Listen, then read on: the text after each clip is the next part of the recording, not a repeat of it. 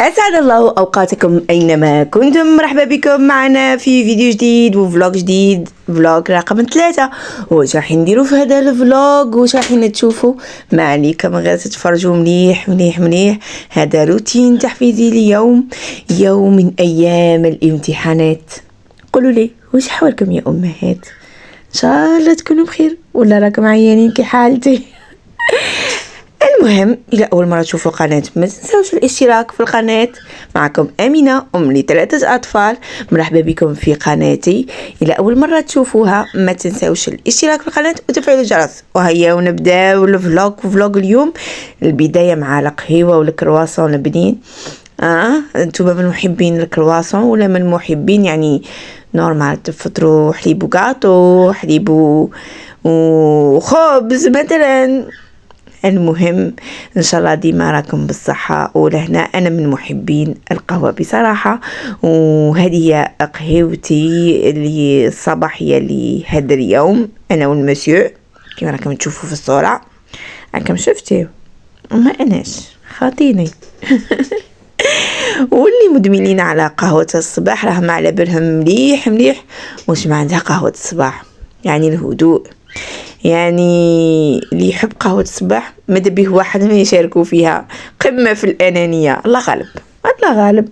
هذا هو القسط الوحيد اللي عندي في النهار. شو حندير لكم انا؟ هكا تحبوا ولا ما تحبوش؟ اكتبوا لي في التعليقات، شاركوني آراءكم. انا بانتظار دوما تعليقاتكم الجميله وراني نرد عليكم اول باول.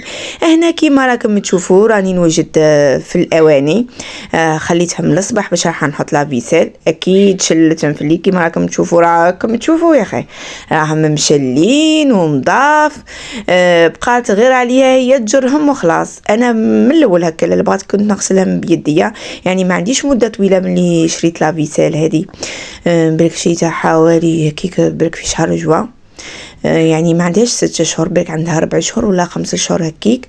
عندي بديت نوالفها شويه. في الاول كانت واعره باش فهمت السيستم تاعها، خاطر ما كل غسالة اواني عندها سيستم. هذه بيكو منهاتن.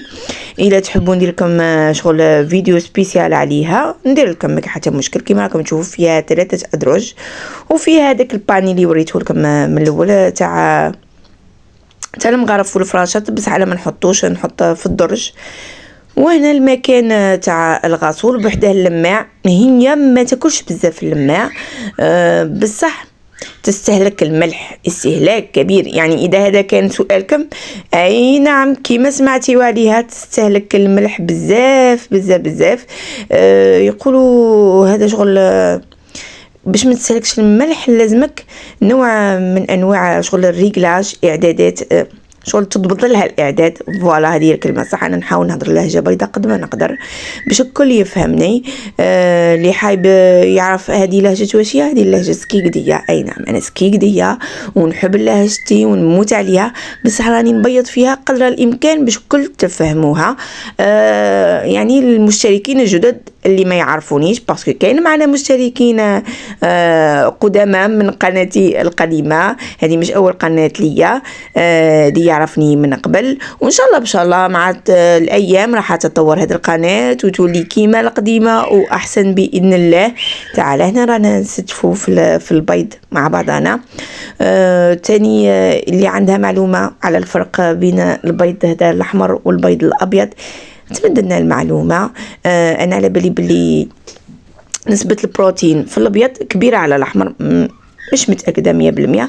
هذه المعلومة اللي أنا سمعتها على البيض، على الفرق بين الأحمر والأبيض. وأنا كما تشوفوا راني ننصب معاكم الغدا. راكم راح يتوالفوني تاني في حكاية الغدا. هنا راح مادامكم تشوفوا البرمة هكا اتأكدوا بلي راح ندير حاجة من العجائن. اي نعم، باسكو انا نحط الدجاجة والحبة البصل كيما راهي مع العجائن. وهذه عجينة اليوم اللي هي التليتلي، وهو نوع من العجائن اكيد تقليديه. ما تقولوش التليتلي مش تقليدي، اكيد من العجائن التقليديه واللي يحبوها بزاف الاسر الجزائريه، سورتو وخاصه في المشرق الجزائري. حنا ناكلو التليتلي وسكيكديه معروفين بالتليتلي والتليتلي دوك تقولوا لي القسنطينيه، اي نعم القسنطينيه وكل، مع انه انا نعرف بلي القسنطينيه تاني القسنطينيه اكلاتهم لذيذه يعني. كل فيكم الخير والبركه.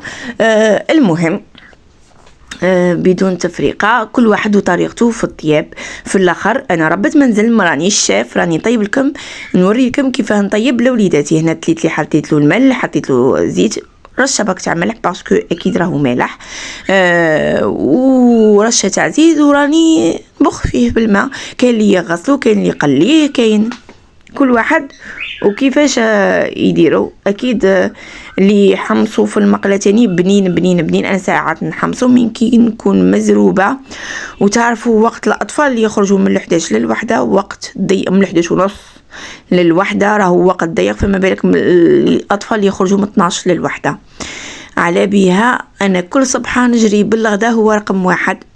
على بها نشارككم، حين تشوفوا نشارككم الغدا، نشارككم التنظيف من الغدا اكثر، باسكو هو اول حاجه الصباحيه اللي انا نقوم بها قبل كل شيء باش كان نضمن بلي ولادي يتغداو.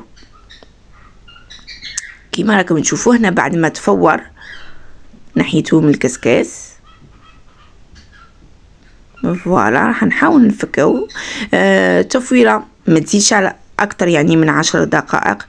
اللي تزيد اكثر من 10 دقائق هي وحسابها، يعني يتلصق لك يتلكت لك كيما نقولوا حنايا بالعاميه، بسبب شغل التفويره يعني طيبتيه بزاف على البخار.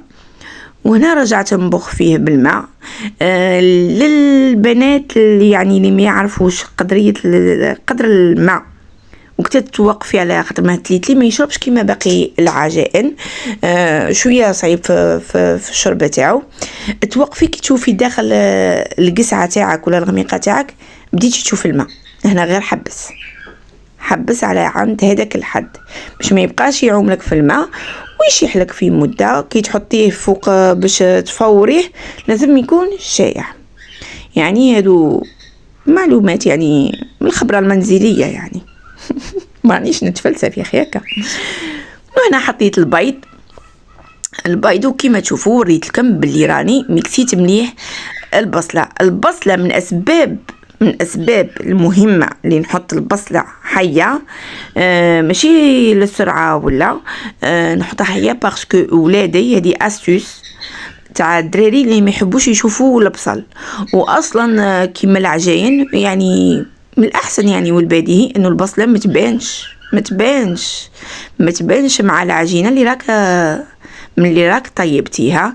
هنا فضت التفويره الثانيه تاع التليتلي وكيما نشوفوا راني حطيتها في الطنيش، زدت لها كميه من الزبده ومرقتها بهذه الطريقه باش فصلت الباقي الحمص والدجاج والباقي على المرقه. كاين اللي تقول لك انا راح نصفي مرقتي، عادك من الاول تقلي عادي جدا، اللي تحب تقلي يعني كل واحده وطيب كيما يحبوا ولادها. هنا المرقه راهي زايده على التليتلي تقريبا باسبوع واحد اندوا. وانا سقيت لوليداتي ياكلوا شهيتكم في الجنه، وحطيت لهم كل واحد على حسب الرغبه تاعو. اللي يحب الحمص حطيت له الحمص، واللي يحب الدجاج حطيت له الدجاج. كيما تشوفوا انا ما كثرتش الدجاج، ماشي بخلا ولا اقتصادا ولا كيما بعض الناس يخموا، ما نكثرش الدجاج باسكو حرام ما كان اللي ياكلوه، ما كان اللي يحبوا بزاف. الله غالب، ساعات تنفع لهم ساعات ما تنفع لهمش. انا ما نحبش نطيش الحاجه. وهنايا في المساء راح ندير لهم عشاء خفيف ظريف، بما انه رانا في الامتحانات رانا نحاولوا الماكسيموم يعني نديروا حاجه سهله وبنينه. لازم يتغداو، لازم نقويبهم. العشاء كان شوفلور مرقه، واللي ما يحبش الشوفلور مرقه درت له لي كروكيت تاع الشوفلور. شفت هذه الوصفه عند الشيف معروف يعني في اليوتيوب. يحط الشوفلور المغلي، يحطوا فيه كميه البيض والفارينه كما شفتيو مع شويه ملح، ومن بعد يحطوا في فتات الخبز لا شابلور بهذه الطريقه ويقليهم. وفعلا الفكره مليحه، لي كروكيت يجيو مقرمشين ويجيو بنان. والباقي اللي يحب شوفلور مع المرقه كما شفتيو درتو بالطريقه الاعتياديه اللي هي شوفلور في الفرينه والبيض. الا راكم موالفين ديروه في البيض برك، ننصحكم تحطوا له كميه من الفرينه بشكل البيض ما يسقط لكمش في المقله ويجيكم بنين ومقرمش وهايل. وهذا كان عشانا لهذا اليوم. نتمنى يكون عجبكم وعجبكم الفيديو. هنا نوصل للنهاية، نقول لكم ما تنسوش الاشتراك في القناة، وان شاء الله نكون كنت خفيفة وظريفة عليكم في هذا المقاطع. نلتقي بإذن الله في فلوق رقم 4، ونقول لكم مع السلامة.